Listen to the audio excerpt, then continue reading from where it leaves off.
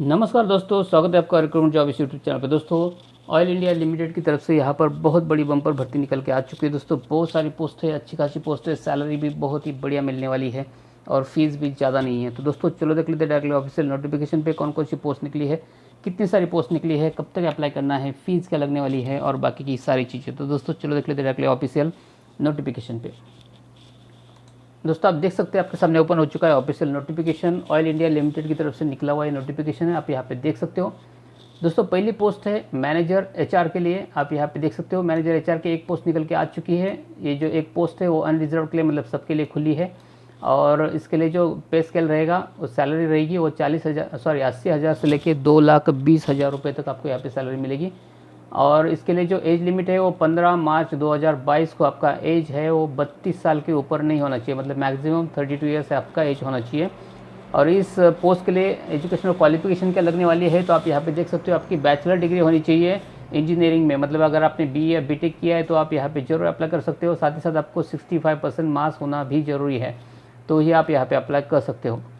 दोस्तों, second post है superintending engineer environment के लिए। यहाँ पे दो पोस्ट निकल के आ चुकी है। दोस्तों, ये दो पोस्ट में से एक ओबीसी की है और एक एससी की पोस्ट है।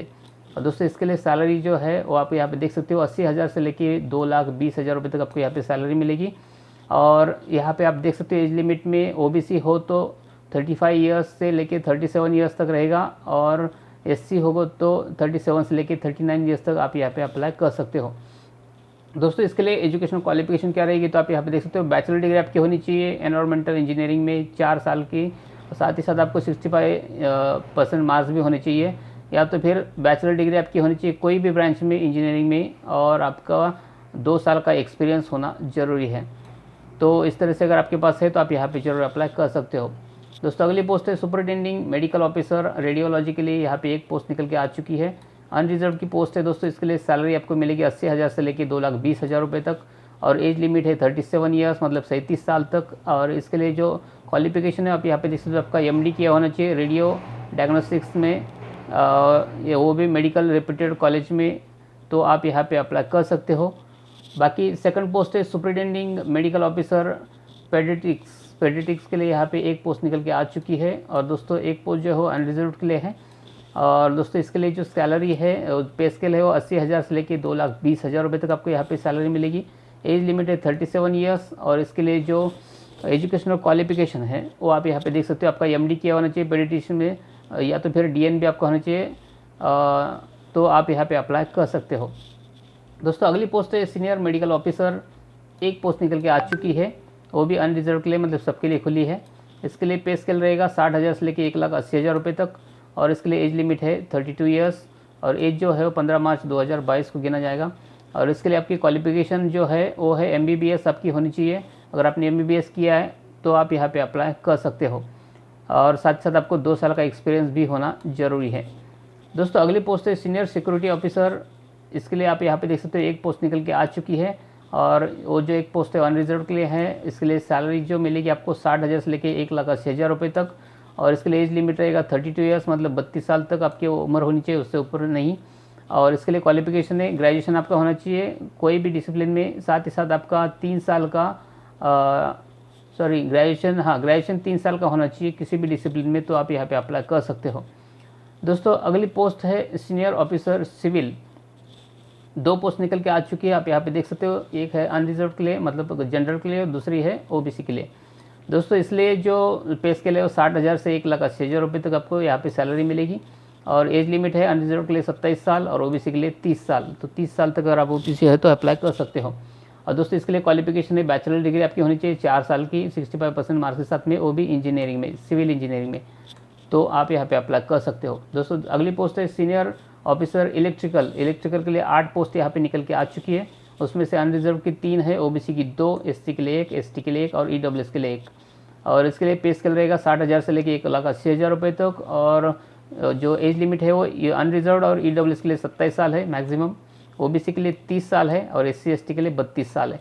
तो इस तरह से आपका एज लिमिट रहेगा। और इसके लिए जो क्वालिफिकेशन है वो बैचलर डिग्री आपकी होनी चाहिए 4 साल का इलेक्ट्रिकल इंजीनियरिंग में विथ 65% मार्क्स के साथ में, और डिसिप्लिन में आप इलेक्ट्रिकल या इलेक्ट्रिकल एंड टेलीकम्युनिकेशन में भी अगर आपने किया है तो भी आप यहाँ पे अप्लाई कर सकते हो, या तो फिर इलेक्ट्रिकल एंड इंस्ट्रूमेंटेशन इंजीनियरिंग होगी तो भी आप यहाँ पे अप्लाई कर सकते हो। दोस्तों अगली पोस्ट है सीनियर ऑफिसर इंस्ट्रूमेंटेशन के लिए 6 पोस्ट निकल के आ चुकी है। उसमें से अनरिजर्व की 2 है, ओबीसी की 2, एससी की 1 और ईडब्ल्यूएस के लिए 1 पोस्ट। और पे स्केल रहेगा 60,000 से लेकर 1,80,000 रुपये तक। और एज लिमिट रहेगा अनरिजर्व के लिए 27 साल, ओबीसी के लिए 30 साल, एससी के लिए 32 साल। और इसके लिए जो क्वालिफिकेशन है आप यहाँ पे देख सकते हो, बैचलर डिग्री आपकी होनी चाहिए 4 साल की इंजीनियरिंग में, मतलब इंस्ट्रूमेंटेशन इंजीनियरिंग में 65% मार्क्स के साथ में, तो आप यहाँ पे अप्लाई कर सकते हो। दोस्तों सीनियर ऑफिसर मेडिकल के लिए यहाँ पे 20 पोस्ट निकल के आ चुकी है। उसमें से अनरिजर्व की 8 है, ओबीसी की 6, ईडब्ल्यूएस के लिए 2, एससी के लिए 3, एसटी के लिए 1 और पीडब्ल्यू के लिए 2। तो इस तरह से 20 पोस्ट है। उसके लिए जो सैलरी रहेगी, पे स्केल रहेगा 60,000 से लेकर 1,80,000 रुपये तक। और एज लिमिट रहेगा अनरिजर्व और ईडब्ल्यूएस के लिए 27 साल, ओबीसी के लिए 30 साल, एससी एसटी के लिए 32 साल। और इसके लिए आपको क्वालिफिकेशन रहेगी, बैचलर डिग्री आपकी होनी चाहिए मैकेनिकल इंजीनियरिंग में विद 65% मार्क्स के साथ में, तो ही आप यहाँ पे अप्लाई कर सकते हो। दोस्तों अगली पोस्ट है senior officer public affairs, 4 post निकल के आ चुकी है। अनरिजर्व की 2, ओबीसी की 1, एससी की 1। और इसके लिए पे स्केल है 60,000 से 1,80,000 रुपये तक। एज लिमिट रहेगा 29 साल अनरिजर्व के लिए, ओबीसी के लिए 32 साल, एससी के लिए 34 साल। और इसके लिए क्वालिफिकेशन है पोस्ट ग्रेजुएशन आपकी डिग्री होनी चाहिए मास कम्युनिकेशन में या पब्लिक रिलेशन में या सोशल वर्क में या रूरल मैनेजमेंट में, तो आप यहाँ पे अप्लाई कर सकते हो। दोस्तों अगली पोस्ट है senior accountant officer, senior internal auditor, 5 post निकल के आ चुकी है। अनरिजर्व की 3 है, ओबीसी के लिए 1, एससी के लिए 1। इसके लिए पे स्केल है 60,000 से लेकर 1,80,000 रुपये तक। एज लिमिट रहेगा अनरिजर्व के लिए 29, ओबीसी के लिए 32 और एससी के लिए 34। और इसके लिए दोस्तों क्वालिफिकेशन रहेगी एसोसिएट मेंबर आपका होना चाहिए ICAI या ICMAI का, तो ही आप यहाँ पे अप्लाई कर सकते हो। दोस्तों और लास्ट की पोस्ट है सीनियर ऑफिसर HR के लिए 3 पोस्ट निकल के आ चुकी है। अनरिजर्व की 1 है, ओबीसी की 1 और एसटी के लिए 1। इसके लिए पे स्केल रहेगा 60,000 से लेकर 1,80,000 रुपये तक। और एज लिमिट रहेगा अनरिजर्व के लिए 29, ओबीसी के लिए 32 और एसटी के लिए 34। इसके लिए क्वालिफिकेशन आपका MBA होना चाहिए, स्पेशलाइजेशन आपका personal management, HR, HRD, HRM, इसमें अगर आपने MBA किया है तो आप यहाँ पे अप्लाई कर सकते हो। 2 साल का MBA आपका होना चाहिए मिनिमम और 60% मार्क्स के साथ में आपका होना चाहिए। या तो फिर आपका पोस्ट ग्रेजुएशन डिग्री आपका होना चाहिए पर्सनल मैनेजमेंट में या इंडस्ट्रियल रिलेशन में या लेबर वेलफेयर में, या तो फिर आपका 2 साल का मिनिमम ड्यूरेशन चाहिए मिनिमम 60% मार्क्स के साथ में, तो आप यहाँ पे अप्लाई कर सकते हो। तो इस तरह से दोस्तों ये सारी पोस्ट निकल के आ चुकी है। अच्छी खासी पोस्ट है, बहुत ही बढ़िया पोस्ट है और अच्छी सैलरी वाली पोस्ट है, तो आप यहाँ पे ज़रूर अप्लाई कर सकते हो। दोस्तों बाकी की चीज़ें आप यहाँ पे चेक कर सकते हो, जैसे कि डिटेल्स में दिया गया है सारी चीज़ें। Candidates apply the post senior medical officer in grade B as mentioned in B, details of post, vacancies, educational qualifications, age limit in grade B। तो ग्रेड B के लिए कौन सी क्वालिफिकेशन रहेगी आप यहाँ पे चेक कर सकते हो।